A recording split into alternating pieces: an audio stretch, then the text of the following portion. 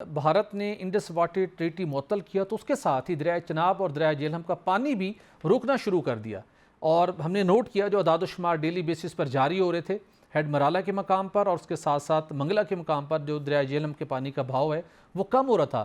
لیکن جب پاکستان نے بھارت کو یاد دلایا اگر آپ نے آبی جارحیت مسلط کی تو ہم آپ کا انتظار نہیں کریں گے، ہم آپ کو بھرپور انداز میں جواب دیں گے، ہم اٹیک کریں گے۔ خالد صاحب، یہ ہماری جو کلیئرٹی کے ساتھ ہماری جو یہ وارننگ تھی یہ کام کر گئی، یہ عالمی سطح کے اوپر بھارت کو سبکی ہوئی ہے کہ اس نے اب دریائے جہلم کے اندر اچانک جو پانی 3-4 دن اس نے سٹور کیا تھا وہ چھوڑ دیا ہے، اور اب ہم کہہ سکتے ہیں کہ بھارت کے اوپر تھوڑا سا دباؤ بڑا ہے۔ اب تک وہ اپنے جھوٹے پروپیگنڈے کو اسٹیبلش نہیں کر سکا، اور جو اس کا پاکستان کے حصے کا پانی روکنے کا پلان تھا کہ اس کا فلو کو ڈسٹرب کیا جائے وہ اس سے اب پیچھے ہٹ گیا۔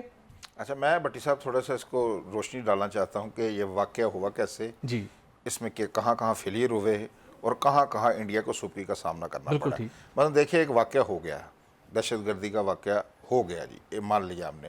اس کے بعد فوری انڈین میڈیا جو ہے وہ اس کی پرانی روش گھسی پٹی، وہی کہانیاں، آپ ان کے اینکرز کو دیکھیے کیسے سیڑھیاں پھلانگ رہے ہیں، چھلانگیں مار رہے ہیں، اتنا مذاق اڑ رہا ہے، دنیا بھی دیکھ رہی ہے یار ان کو ہو گئے کر کیا رہے ہیں۔ اور دوسری بات ہے الزام کے ساتھ بٹی صاحب جو لازم و ملزوم چیز ہے، ثبوت کے بغیر الزام کی کوئی وقت نہیں ہے۔ بالکل ایسا ہے۔ اچھا، انڈیا نے کہہ دیا فور اگر وہ واقعہ کسی اور نے کیا ہوتا تو وہ اس کے لیے ویٹ کرتے، ایک تحقیقاتی کمیٹی بناتے، کمیشن بناتے، وہ اسے بتاتا، وہ یہ بات بھی کہہ سکتے تھے ہمیں خدشہ ہے یہ پاکستان اس کے پیچھے ملوث ہے، لیکن جب تک ہماری تحقیقاتی کمیٹی فیصلہ نہیں کرتی اس وقت ہم اس کو روکے رکھتے ہیں۔ چلے پہلے نہیں کیا، اب کر لیں، اب تو ہم نے اوپن آفر کی ہے۔ اسی کی طرف میں آتا ہوں۔ اب جب کہ سیکورٹی فیلئرز کی بھی باتیں ہو رہی ہیں، جب ایک واقعہ کیا ہی خود ہے بٹی صاحب، سیکورٹی فیلئر کیسے کہیں؟ اس سیکورٹی فیلئر جب سیکورٹی جنہوں نے ان کی سیکورٹی کرنی تھی وہ خود اس میں ملوث تھے۔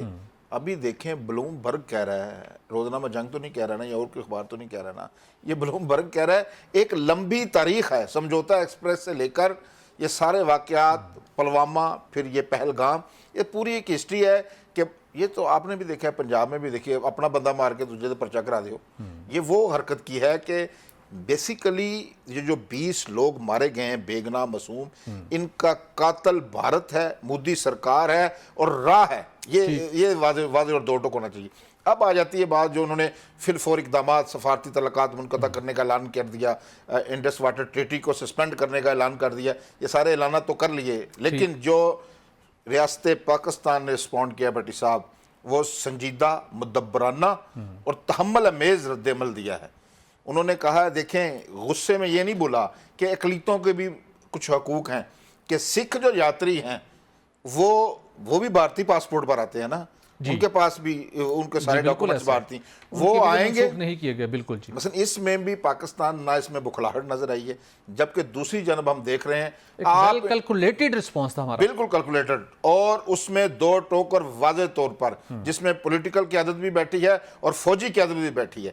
اس بار کی جو فوجی قیادت ہے بٹی صاحب، وہ اگر انڈیا نے ایک فائر کیا تو اس کو 2 کی توقع رکھنی چاہیے، یہ نہیں ہوگا کہ وہ چپ کر کے بیٹھ جائے صاحب ہماری اسٹیٹمنٹ تو اگر وہ ایک کریں گے تو ان کو 10 کی توقع رکھنی پڑے گی۔ چلو یہ تو بڑھ گئے ہیں، لیکن اس کا ڈبل رسپانڈ ہوگا، 100% کی بجائے 200% ان کو جواب ملے گا۔ یہ ان کو بھی پتہ ہے، ان کو بھی پتہ ہے کہ جو ہمارے سپہ سالار ہیں army chief general Asim Munir صاحب، وہ رسپونڈ کیے بغیر رہتے نہیں، ان کا کیریئر بھی دیکھ لیں آپ، ایسے ہی انہوں نے کیا ہے۔ اب آ جاتے ہیں انڈس واٹر ٹریٹی سسپینڈ کی، جب پاکستان نے اس اقدام کو کیا کہا ہے، باقی چیزیں تو انہوں نے جیسے کو تیسا جواب دے دیا، جو بھی سفارتی اعلانات انہوں نے کیے پاکستان نے بھی کیا اسی طرح کے سفارتی اعلانات کر دیے۔ اس کے ساتھ یہ ایک بڑا اہم جملہ ہے جو اگر بھارت کے جو ذمہ داران ہیں میرے، شاید آپ کو پتہ ہے ہندو بڑا بزدل ہے بٹی صاحب، اس میں کوئی شک نہیں۔ انہوں نے جب یہ بات کی کہ اگر آپ نے پانی جو روکا، اس اقدام کو جنگ تصور کیا جائے گا، یعنی کہ ہم انتظار نہیں کریں گے کہ حملہ ہوگا، اسے اگر پانی روکا آپ نے تو یہ ہم سمجھیں گے کہ اقدام جنگ ہو گیا ہے اور اس کا جواب آپ کو جنگی طریقے سے دیا جائے گا۔ اس کے بعد آپ نے دیکھا ان کی ٹانگیں کانپنا شروع ہو گئیں۔ اب آج 2 دن پانی روکنے کے بعد آج جناب پانی جاری کر دیا، ان میں جرت نہیں ہے۔ اگر وہ اقدام کریں گے، ابھی میں آپ کو بتاؤں 2019 میں جب واقعات ہوئے تھے جو فضائی حدود استعمال کرنے کی، اس کا ہمیں کم نقصان ہے، یہ بھارت کو زیادہ نقصان ہے. اس وقت بھی 700 روپے کا نقصان ان کو ہوا تھا جی، ان کی ٹھیک ہے ایئرلائنس نا. کو. جی بس یہ جو بھی کرے گا وہ اس کا حجم بھی زیادہ ہے. ہمیں اپنے حجم کے مطابق نقصان ہونا ہے, اس کو اپنے حجم کے مطابق نقصان بھی زیادہ ہونا ہے. تو یہ شاید کسی نے ان کے دماغ میں ڈالی یہ بات کہ بھائی کیا کر رہے, کدھر جا رہے ہیں. اگر آپ کی پالیسی میڈیا اینکرز نے بنانی ہے تو پھر آپ سارے ریزائن کریں, ادھر کر کیا رہے ہیں آپ. بالکل ٹھیک ہے. وہ تو ایسے اچھل کود کر رہے ہیں, میرے خیال میں ان کو نہ جنگ کے تصور کا پتہ ہے. بالکل ٹھیک. ایک لیکن پاکستانی میڈیا کو میں خراج تحسین پیش کرتا ہوں. بٹی صاحب ہمیں یہ بات یاد رکھنی چاہیے تمام لوگوں کو, پاکستانی میڈیا کے لوگوں کو بھی, ہندوستانی میڈیا کے لوگوں کو میں کہتا ہوں, یہ 2 ایٹمی ملک ہیں. یہاں پرانی ٹینکوں کی جنگ نہیں ہونی. اب یہاں بٹن دبائے جانے ہیں, میزائلوں نے ایٹمی مواد لے کر ایک دوسرے اس کو ٹھنڈا کرنے میں کردار ادا کرنا چاہیے. اگر کوئی غلط فہمی ہو گئی ہے, مثلا جیسے کہ آج وزیر اعظم پاکستان میاں شہباز شریف صاحب نے ایک صائب تجویز دی ہے کہ آئیے ایک غیر جانبدارانہ کوئی تحقیقاتی کمیشن بنائیے, پاکستان اس میں شامل ہونے کو تیار ہے. یہ نہیں کہا ہم اس بارے میں سوچیں گے, انہوں نے یہ آفر کر دی ہے. بالکل ٹھیک ہے, دنیا بھی دیکھ رہی ہے, لیکن کم از کم جو بھارتی حکمران ہے اور بالخصوص جو ان کا میڈیا ہے ان کو سنجیدہ رویہ اختیار کرنا چاہیے.